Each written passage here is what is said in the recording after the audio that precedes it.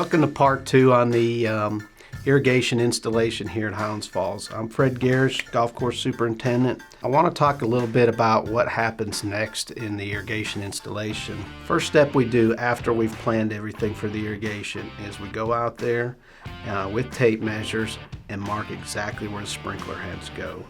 We go back next with a paint gun, then we mark the trench line. And that's a direction for the guy on the trencher so he knows exactly where to dig. While we're trenching, actually, where every sprinkler head goes, that's where we go ahead and have to make a bigger hole so it fits all the pieces in there. So next thing, after we've dug everything out, the guys go through, they clean out the trench and make sure it's good.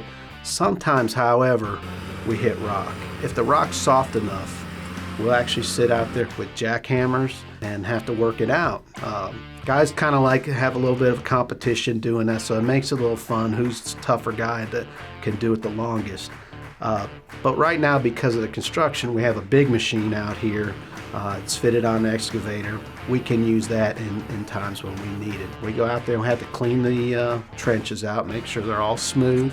At this point, we're ready to install pipe. The guys haul all the pipe we need out there, and everything, all you're doing is putting things together. It's actually a very quick process. When they come to a fitting, whether it's a T or a 90, it takes a little bit more time because there's a thing called a clamp on each one. So they have to go in there and fit these pieces in there and then clamp them down so it just screws tight and clamps onto the pipe and keeps it from blowing off. What we do after we put the pipe in, we actually wire up all the heads. The whole crew knows how to wire up everything.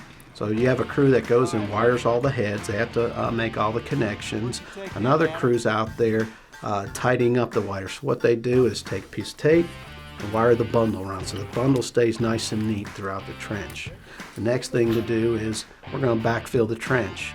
Now in areas where there were rock, sometimes we can't even use that material. We have to haul it away and put clean dirt back in. One of the things we've done with our staff is cross-train them. Every guy on the staff knows every step of installing the irrigation system. Quite frankly, you get tired of doing the same job over and over. And I'm amazed every day I'll notice the guys switching around. They do it on their own. They get tired of one job, so they go to the other. You'll have one guy just wiring up the heads. You'll have another guy and a partner out there tamping. You have another guy's out there setting up fittings and everything. But they've all taught each other how to do each job. We've taught them how to do each job, and they just work together seamlessly as a team. Lastly, we're going to do one more video on the irrigation installation, and that's going to constitute what it takes to wire up the control box. That's really a very technical job and requires a lot of teamwork.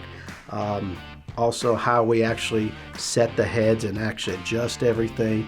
And that's a real time-consuming process. And that'll be in our next video. Thank you.